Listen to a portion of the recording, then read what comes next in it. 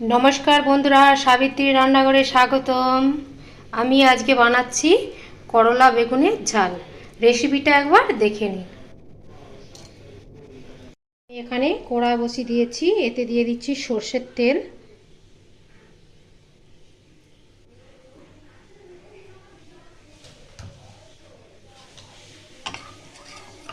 তেলটা একটু গরম হবে।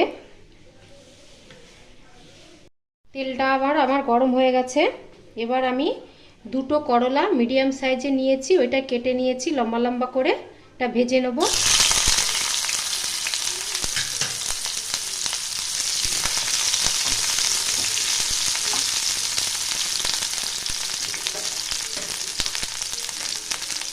এতে দিয়ে দেব স্বাদ মতো লবণ, অল্প একটু হলুদ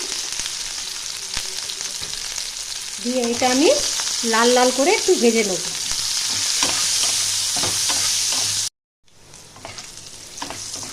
করলাটা এবার আমার লাল লাল ভাজা হয়ে গেছে।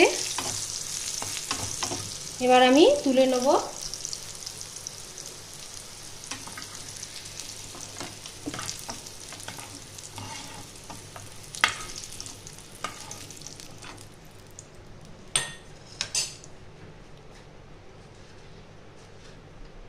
এই তেলে দিয়ে দেবো 5 ফোড়ন,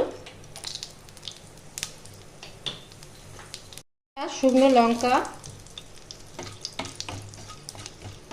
লঙ্কাটা একটু ভেজে নেব।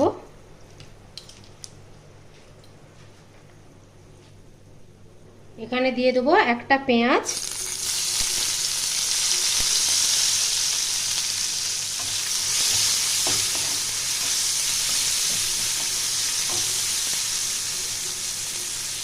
পেঁয়াজটা আমি হালকা করে ভেজে নেব। পেঁয়াজটা খুব বেশি ভাজার দরকার নেই, হালকা ভাজলেই হবে। এবার দিয়ে দিচ্ছি একটা বড় সাইজের বেগুন, লম্বা লম্বা করে কেটে রেখেছি। পেঁয়াজটা আর বেগুনটা আমি একসঙ্গেই ভাজবো। এতে দিয়ে দিচ্ছি লবণ পরিমাণ মতন, হলুদ গুঁড়ো হাফ চামচ,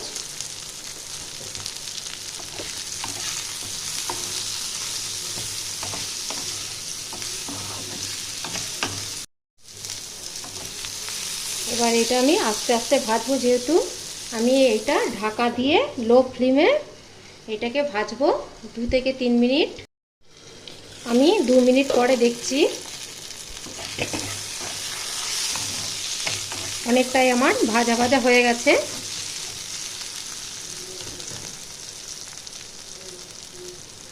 এবার দেবো লঙ্কা গুঁড়ো ছোট চামচে 1 চামচের মতো।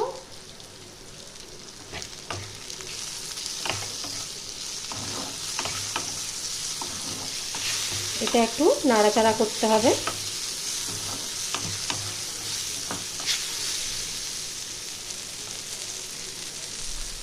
এবার দিয়ে দিলাম আমি কালো আর সাদা সর্ষে বেটে রেখেছিলাম 1 চামচ।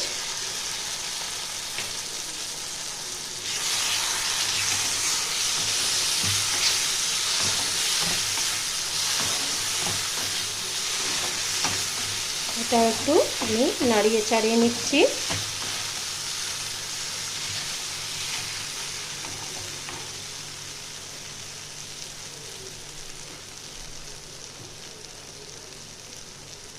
এতে একটু মশলা ধোয়া জলটা আমি দিয়ে দেবো।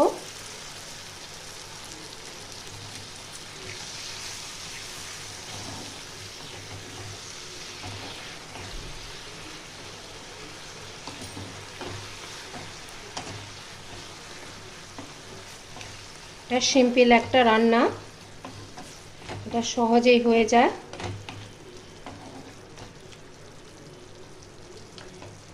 আর একটু আমি জল দেবো।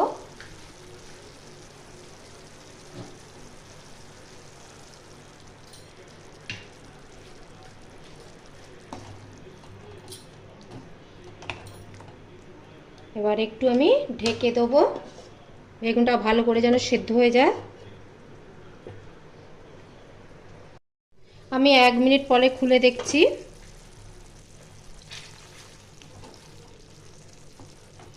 বেগুনটাও মোটামুটি সিদ্ধ হয়ে গেছে।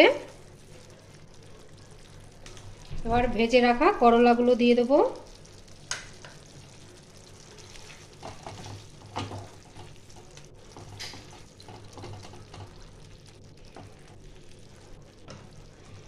তা আরও 10-20 সেকেন্ডের মতো আমি ঢেকে রাখবো একদম লো ফ্লেমে।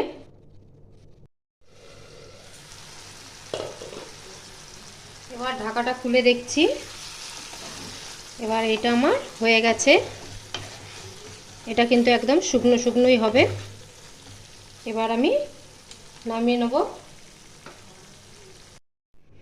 ভিডিওটা আমার ভালো লাগলে do like, share, comment, subscribe করতে ভুলবেন না। চলো দেখা হচ্ছে পরের রান্না নিয়ে। টাটা।